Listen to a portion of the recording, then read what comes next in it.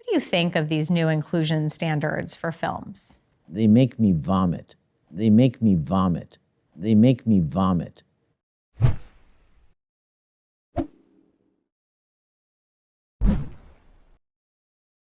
ओम नारायण नारायण नारायण नारायण। सब मित्रों को Ram Ram.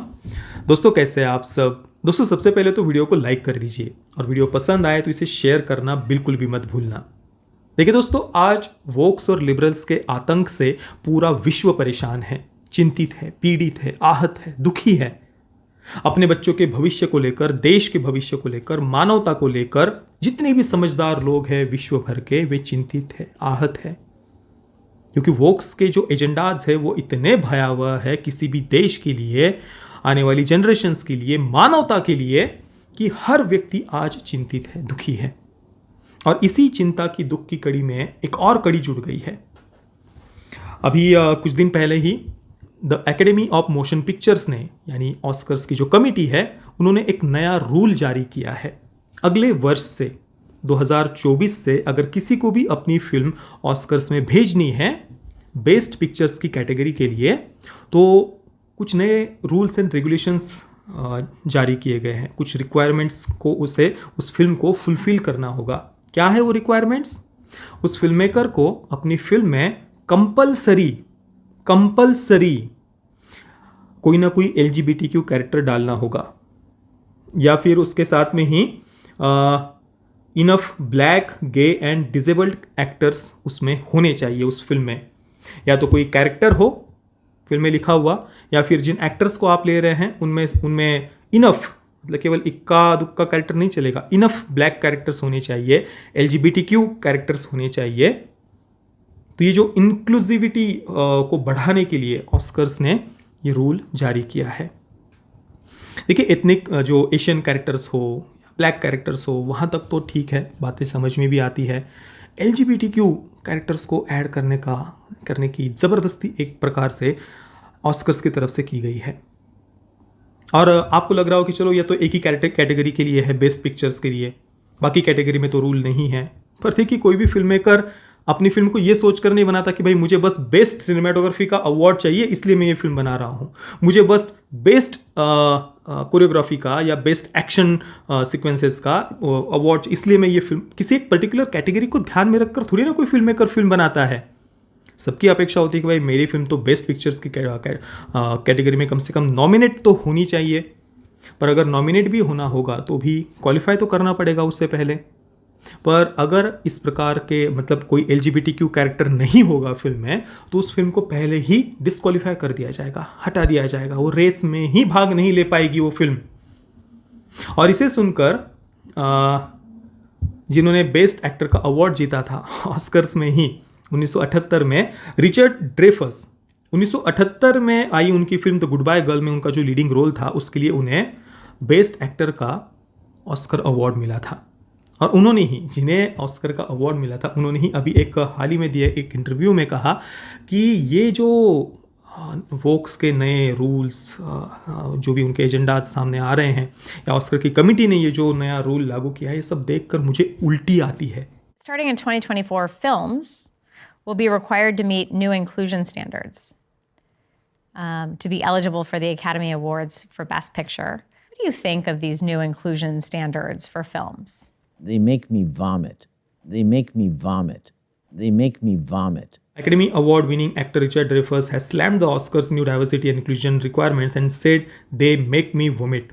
The Academy of Motion Picture will disqualify films from Best Picture contention that do not have enough black, gay and disabled actors in the cast and crew from 2024. यहाँ पर गे मतलब उसमें LGBTQ सभी, lesbian हो, गे हो, बाइसेक्सुअल हो, transgender हो, सभी इसमें आ गए। और मैं एक बार फिर से आपको बताना चाहता हूँ, ये मैं आज के बाद जब भी इस विषय पर मैं बात करूँगा हर बार मैं ये बताने वाला हूँ, क्योंकि बहुत सारे लोगों को भ्रांति है, वो दूर होनी चाहिए। किन्नर समाज का और LGBTQ एजेंडा का दूर दूर तक भी कोई कनेक्शन नहीं है। किन्नर समाज को इंग्लिश में इंटरसेक्स कहा जाता है, हिंदी में उभयलिंगी, मध्यलिंगी कहा जाता है, जो जन्मतः स्त्री या पुरुष से अलग अंग के साथ में, गुप्तांग के साथ में उनका जन्म होता है। तो किन्नर समाज को मुख्य धारा में लाने के लिए हमें हर संभव प्रयास करना चाहिए, ये उनका अधिकार है। हम ये करके कुछ अलग नहीं कर रहे हैं, ये उनका अधिकार है। पर किन्नर समाज का और LGBTQ एजेंडा का कोई कनेक्शन नहीं है। L मतलब लेस्बियन, G मतलब गे, B मतलब बायसेक्सुअल, T मतलब ट्रांसजेंडर, इसमें इंटरसेक्स कहाँ है? बाद में उन्होंने IA+ LGBTQ IA+ बाद में I जोड़ा है, पर मुख्य उद्देश्य LGB यानी सेक्सुअल लिबरेशन, T मतलब ट्रांसजेंडर। ट्रांसजेंडर का अर्थ किन्नर नहीं होता, ट्रांसजेंडर का अर्थ होता है जो जेंडर आइडेंटिटी का रेडिकल एजेंडा है लिबरल्स का, वोक्स का, उसके अनुसार जिस शरीर के साथ में आपका जन्म हुआ है वो जेंडर आपका नहीं है। मतलब मैं पुरुष हूं, तो लिबरल्स के इस जेंडर आइडेंटिटी के एजेंडा के अनुसार ये पेट्रियार्कल सोसाइटी ने थोपा हुआ जेंडर है मुझ पर। मैं इस जेंडर का नहीं हूं, बाद में जाकर मुझे अपना असली जेंडर पता चलेगा, और असली जेंडर भी 80 प्रकार के इन्होंने खोज कर रखे हैं।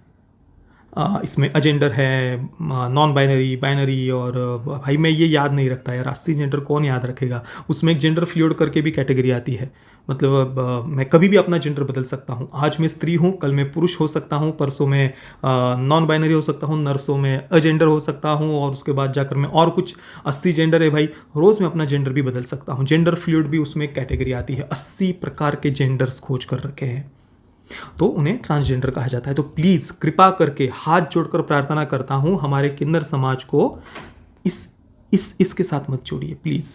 जिसको जैसा जीना है जिए, पर कम से कम किन्नर समाज को सामने रखकर बाकी ये जो सेक्सुअल लिबरेशन और जेंडर आइडेंटिटी का एजेंडा है उसको पुश नहीं करना चाहिए।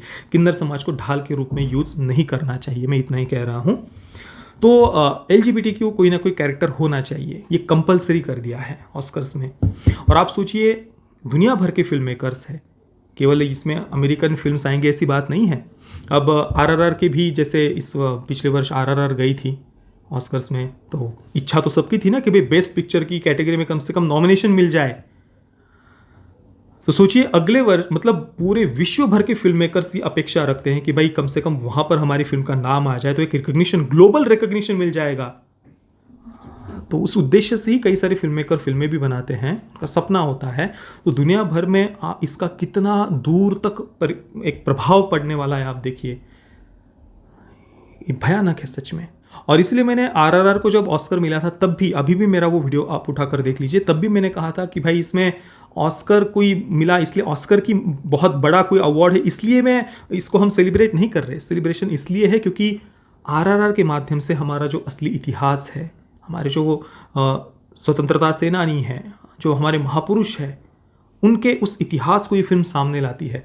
और एक ग्लोबल रिकग्निशन ऑस्कर में फिल्म जाने के कारण उसे मिला है, ज़्यादा से ज़्यादा लोगों में इसकी चर्चा हुई है, इस बात का सेलिब्रेशन है। बाकी ऑस्कर्स या वो अवार्ड बहुत कुछ बड़ा है या उसके पीछे हम ऑब्सेस्ड है, ये उसके पीछे रीज़न नहीं है। ये मैंने तब भी कहा था, और अभी तो अगले वर्ष से तो मैं कहूँगा भाई ऑस्कर की कोई कीमत नहीं रही है। मैं तो कहता हूँ पूरे दुनिया भर के फिल्म मेकर्स को एक प्रकार से भेजना ही नहीं चाहिए ऑस्कर में फिल्मों को। और ये केवल अभी ये एक रूल की बात नहीं है। इस वर्ष भी देखिए everything everywhere all at once के लिए जेमी ली कर्टिस को बेस्ट सपोर्टिंग एक्ट्रेस का अवार्ड मिला, बेस्ट सपोर्टिंग एक्टर फीमेल का। और जेमी ली कर्टिस ने क्या किया था उस फिल्म में, everything everywhere all at once में? सबसे घटिया परफॉर्मेंस 2022 का कोई था तो वो जेमी ली कर्टिस का ही था। कुछ नहीं था करने के लिए उस एक्ट्रेस उसे फिल्म में। आप देख लीजिए everything everywhere all at once, क्या था, एक ऑफिस में वो बैठी हुई थी, क्या किया था उसने बेस्ट सपोर्टिंग एक्ट्रेस के लिए? पर क्यों दिया? क्योंकि वोक है। जैसे ही अवार्ड हाथ में आया तुरंत अपने वोकिज्म स्प्रेड करना शुरू कर दिया था कि भाई मैं अपनी इस ट्रॉफी को ही और शी नहीं कहूँगी, दे और देम कहूँगी, अलग प्रोनाउंस यूज़ करूँगी, मेरी बेटी के उसको सम्मान देते हुए। हालांकि उनकी बेटा है, बायोलॉजिकली शारीरिक रूप से वो 20-22 वर्ष तक बेटा ही था, लड़का ही था। बाद में अचानक से उसको लगा कि नहीं भाई अभी मुझे लड़की होना है, तो sex change operation, gender affirmation surgery वगैरह जो भी है वो उसने किया बाद में। जिसको अपने शरीर के साथ खिलवाड़ करना है, सबको अधिकार है वो करे शरीर के साथ खिलवाड़।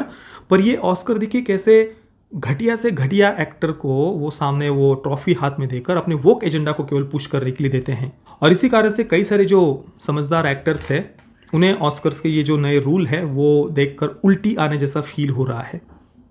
बाकी आपको क्या फील हो रहा है दोस्तों ये नए ऑस्कर्स के रूल सुनकर? मुझे आप नीचे कमेंट में अवश्य बताइए।